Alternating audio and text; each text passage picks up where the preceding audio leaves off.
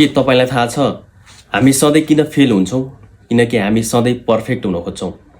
हामी सोच्छौँ कि एक दिन 5 घण्टा पढ्ने अनि अरू दिन पढ्दै नपढ्ने, आज 2 घण्टा जिममा वर्कआउट गर्ने अनि भोलिदेखि ग्याप गर्ने।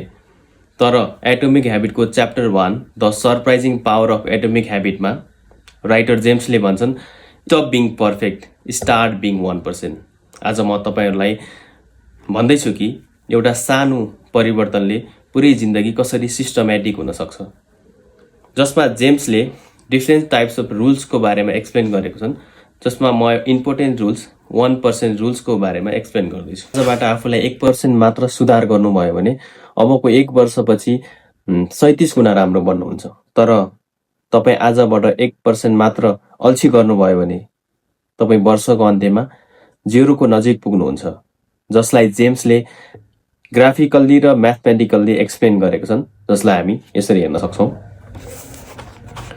जसलाई जेम्सले 1% इम्प्रुभमेन्टले कसरी हामी हाम्रो रिजल्टलाई चाहिँ बेटर बनाउन सक्छौँ, 37% बनाउन सक्छौँ, र त्यसलाई चाहिँ ग्राफिकल्ली चाहिँ उनले अपवार्ड ट्रेन्डमा गएको देखाइरहेको छन् भने जसरी 1% नराम्रो ह्याबिटले चाहिँ के हुन्छ, 1 वर्षपछि चाहिँ हामी डिक्लाइनतिर गइरहेको छौँ, जुन चाहिँ हाम्रो ग्राफ चाहिँ यो ग्राफ चाहिँ 0 को नजिक देख्नुहुन्छ।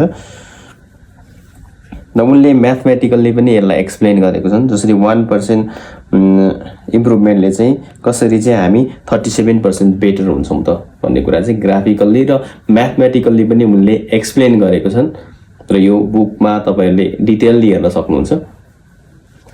Another rules is forget about goal, focus on system।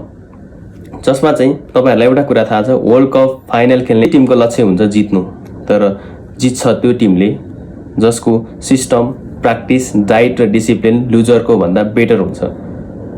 Don't try to be great, try to be better than yesterday.